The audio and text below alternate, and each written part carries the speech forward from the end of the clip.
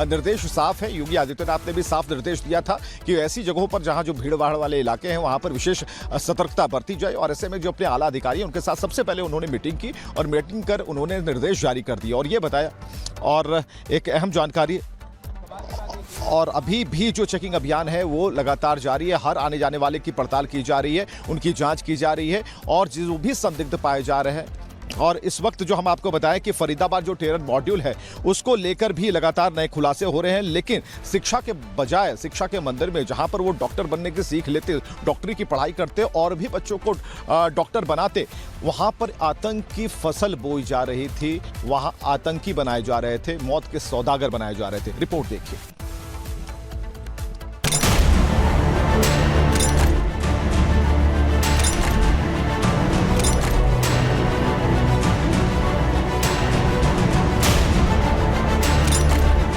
अल फलाह university Faridabad, 70 एकड़ में फैला विशाल कैंपस, देश विदेश से पढ़ने आए हजारों छात्र। कुछ दिनों पहले तक दिल्ली से सटी अल फलाह यूनिवर्सिटी की यही पहचान थी, लेकिन इसी यूनिवर्सिटी में काम करने वाले आतंकी डॉक्टरों के टेरर मॉड्यूल के खुलासे के बाद इसका कैंपस जांच के दायरे में आ गया।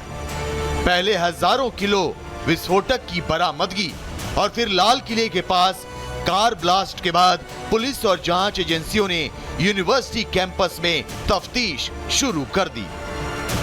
जी, इस वक्त हमारी मौजूदगी अल फलाह यूनिवर्सिटी के बाहर ही है, जहां से पुलिस वाले निकल भी रहे हैं और 800 टोटल जो पुलिस ऑपरेशन है वो लगातार चलाया जा रहा है। और इसी अल फलाह यूनिवर्सिटी से में जो है मुजम्मिल भी रहता था, ये बताया जा रहा है, जहां से उसने एक किराए का कमरा लेकर वहां पर अमोनियम नाइट्रेट 300 से ज़्यादा किलो जो है वो भारी संख्या में अमोनियम नाइट्रेट बरामद किया गया है उसके घर से, उसके रूम से। और यहीं से कल ये गाड़ी जो है वो फरीदाबाद से ही निकली हुई थी जहां पर ये विस्फोट हुआ है। मेडिकल समेत तमाम टेक्निकल कोर्स की पढ़ाई कराने वाली इस यूनिवर्सिटी के कई छात्रों और पढ़ाने वाले स्टाफ पर टेरर मॉड्यूल में शामिल होने का आरोप लगा। अल फलाह यूनिवर्सिटी के 3 डॉक्टर टेरर मॉड्यूल में शामिल थे। डॉक्टर मुजम्मिल पर 3000 किलो विस्फोटक जमा करने का आरोप है। डॉक्टर उमर ने दिल्ली में कार ब्लास्ट की वारदात को अंजाम दिया, जबकि लेडी डॉक्टर शाहीन की कार से AK-47 और कारतूस बरामद हुए। आपको बता दें कि जम्मू कश्मीर पुलिस ने एक बड़े टेरर मॉड्यूल का भंडाफोड़ किया था।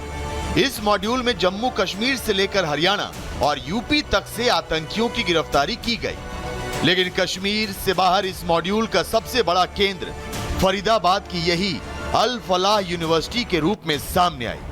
कश्मीर से नौकरी करने आए डॉक्टरों की एक टीम इलाज के बजाय मौत का सामान जमा कर रही थी। इस नेटवर्क का भंडाफोड़ तब हुआ जब यूपी के सहारनपुर से जैश के कनेक्शन को लेकर अनंतनाग के रहने वाले डॉक्टर आदिल को अरेस्ट किया गया। आदिल से पूछताछ में फरीदाबाद की जानकारी मिली, जहां अल फलाह मेडिकल कॉलेज से जुड़े आतंकी डॉक्टरों का नेटवर्क एक्टिव था। डॉक्टर आदिल से मिले इनपुट के आधार पर डॉक्टर मुजम्मिल शकील को गिरफ्तार किया गया। कश्मीर का रहने वाला डॉक्टर मुजम्मिल शकील अल फलाह यूनिवर्सिटी में काम करता था। डॉक्टर मुजम्मिल ने यूनिवर्सिटी कैंपस के पास ही विस्फोटकों का जखीरा जमा कर रखा था। मुजम्मिल के जखीरे में करीब 2900 किलोग्राम विस्फोटक, AK-47 राइफल और पिस्टल जैसी खतरनाक चीजें मिली। वहीं मुजम्मिल की गिरफ्तारी के बाद उसका दूसरा साथी डॉक्टर उमर फरार हो गया, जबकि इसी यूनिवर्सिटी की गिरफ्तार डॉक्टर शाहीन भी टेरर नेटवर्क की एक्टिव मेंबर निकली। फलाह यूनिवर्सिटी में अभी बताया जा रहा है कि 800 से ज्यादा पुलिस वाले अंदर दाखिल हुए थे, लेकिन खबर ये भी है कि 800 जो पुलिस वालों की बात हो रही है वो पूरे तरीके से जो सर्च अभियान चल रहा है, इस पूरे मामले को, इस पूरे आतंकी साजिश को वो भंडाफोड़ करने की। इधर की अगर आपको हम तस्वीरें दिखाएं तो ये अल फलाह यूनिवर्सिटी है। इसके रास्ते फिलहाल अभी आपको दिखेंगे। यहाँ पर जो लोग जो सिक्योरिटी है वो भी इस वक्त नजर आ रही है। पुलिस लगातार सर्च ऑपरेशन चला रही है और पूरे तरीके से ये जो साजिश रची गई थी उसका भंडाफोड़ करने की कोशिश कर रही है। अल फलाह यूनिवर्सिटी कैंपस से चल रहे इस टेरर नेटवर्क में कुछ और लोगों के शामिल होने की भी आशंका है। इसी आशंका को लेकर जांच एजेंसियों के अफसर कैंपस में अपनी तफ्तीश का दायरा बढ़ा रहे हैं। आतंकी नेटवर्क में शामिल डॉक्टरों के करीबी स्टाफ और छात्र भी पुलिस के रडार पर हैं। यूनिवर्सिटी में काम करने वाले कई लोगों से पूछताछ की जा रही है। यूनिवर्सिटी कैंपस में मौजूद लैब की भी जांच की गई है। पुलिस का टारगेट है कि अगर इस कैंपस में आतंकियों के मददगार या स्लीपर सेल एक्टिव हैं, तो उन्हें भी जड़ से उखाड़ फेंका जाए। लेकिन सवाल ये कि अल फलाह यूनिवर्सिटी प्रशासन की नाक के नीचे इतना बड़ा टेरर मॉड्यूल फलता फूलता रहा और उन्हें कानों कान खबर तक क्यों नहीं लगी। Bureau report, Republic Bharat.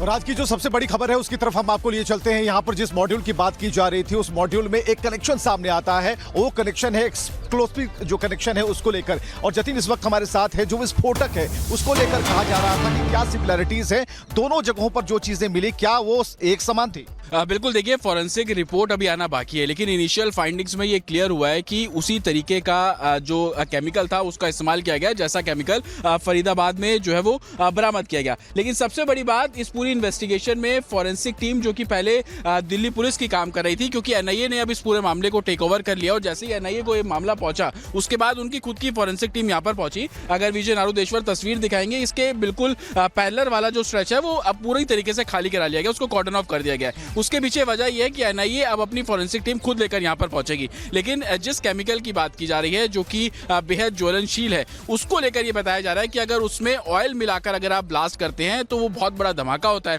Forensic team के सामने सबसे बड़ा चैलेंज यह है कि उनको स्पॉट पे कुछ नहीं मिल रहा है। वो तकरीबन 150 मीटर 200 मीटर दूर जा रहे हैं, तब जाकर उनको कुछ ट्रैशेस मिल रहे हैं और उस ट्रैशेस को अलग अलग लैब्स में भेजा जा रहा है और उसके बाद तमाम जो इन्वेस्टिगेशन है वो की जा रही है। लेकिन फरीदाबाद कनेक्शन इसलिए भी स्टैब्लिश हो रहा है कि डॉक्टर उमर, जिसको हम संदिग्ध कह रहे हैं, जो कि I-20 कार में था, वो भी फरीदाबाद की उसी यूनिवर्सिटी से है जिस यूनिवर्सिटी में डॉक्टर मुजम्मिल था, जिसके पास से एक्सप्लोसिव मिले। तो इसमें अब कोई पजल नहीं है। अमोनियम नाइट्रेट का जो बातें कही जा रही है कि दोनों ही जगह अमोनियम नाइट्रेट का प्रयोग किया गया, तो सफेद पाउडर, जो व्हाइट पाउडर की बात आप कर रहे थे कुछ देर पहले, वो बिल्कुल अब सटीक। और आतंकियों के टर्म में अमोनियम नाइट्रेट को व्हाइट पाउडर ही बोला जाता है। और आप अगर गौर करेंगे, फरीदाबाद में आज सुबह को जो 3 कट्टे बरामद हुए जिसको एक तरीके से पटाखे बनाने का मटेरियल बताया जा रहा है, वो भी व्हाइट कलर का ही है। हालांकि पुलिस उस बात से थोड़ा डिनाई कर रही है कि इसका उससे कोई लिंक नहीं है, लेकिन ये भी हमें ध्यान देना होगा कि फरीदाबाद में सुबह से जो रेड चल रही है उसी दौरान वो 3 कट्टे भी मिले, एक किराए के मकान में मिले, तो सिमिलैरिटीज और पैटर्न एक जैसा है। लेकिन इन्वेस्टिगेशन में बहुत चीजें निकलकर सामने आएंगी, बहुत सारी चीजें सामने आएंगी, लेकिन सैंपल मैच हो गए हैं। सबसे बड़ी बात है कि दोनों ही सैंपल मैच हो गए।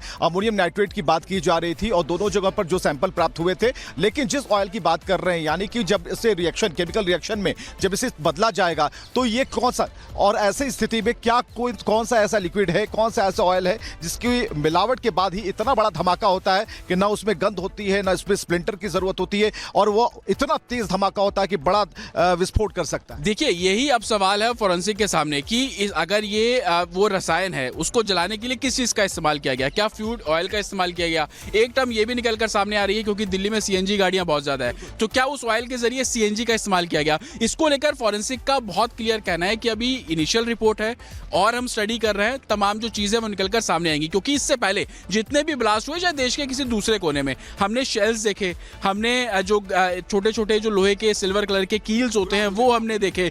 इस जगह पर ऐसा कुछ नहीं मिला। कहीं भी ब्लास्ट होता है तो जमीन में गड्ढा होता है, यहां पर ऐसा कुछ देखने को मिला। सिर्फ गाड़ी जली और गाड़ी के इंपैक्ट से आसपास की जो 5 और गाड़ियां हैं वो जली,